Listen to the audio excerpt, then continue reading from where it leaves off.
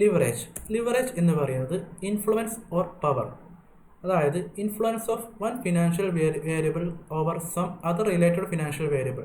ഒരു financial variable മറ്റൊരു financial വേരിയബിളിനെ എത്രമാത്രം ഇൻഫ്ലുവൻസ് ചെയ്യുന്നുണ്ട് എന്ന് പറയുന്നതിനാണ് ലിവറേജ് എന്ന് പറയുന്നത്.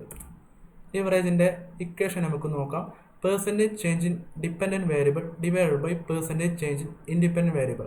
അതായത് ഡിപ്പെൻഡൻറ്റ് വേരിയബിൾ ന്യൂമറേറ്ററിലും ഇൻഡിപെൻഡൻറ്റ് വേരിയബിൾ ഡിനോമിനേറ്ററിലുമാണ് സൂചിപ്പിക്കുന്നത്. എന്താണ് ഡിപ്പെൻഡൻറ്റ് വേരിയബിൾ, എന്താണ് ഇൻഡിപെൻഡൻറ്റ് വേരിയബിൾ എന്നുള്ളത് നമുക്ക് ഒരു എക്സാമ്പിളിലൂടെ പരിശോധിക്കാം. അതായത് ഒരു കാറ് 10% ആക്സിലേറ്ററിൽ ഒരാൾ ഡ്രൈവർ വെച്ച് കഴിഞ്ഞാൽ 20% സ്പീഡിൽ ആ കാറ് മുന്നോട്ട് പോവുകയാണ്. സോ ഇവിടെ ആക്സിലേറ്റർ എന്നുള്ളത് ഇൻഡിപെൻഡൻറ്റ് വേരിയബിളും സ്പീഡ് എന്നുള്ളത് ഡിപ്പെൻഡൻറ്റ് വേരിയബിളാണ്. അതായത് ആക്സിലേറ്ററിൽ ചവിട്ടുമ്പോഴാണല്ലോ സ്പീഡ് കാറിൻ്റെ കൂടുന്നത്. 10% ആക്സിലേറ്ററിൽ പ്രസ് ചെയ്യുമ്പോൾ 20% സ്പീഡ് കൂടുന്നുണ്ട് എന്ന് വിചാരിക്കുക.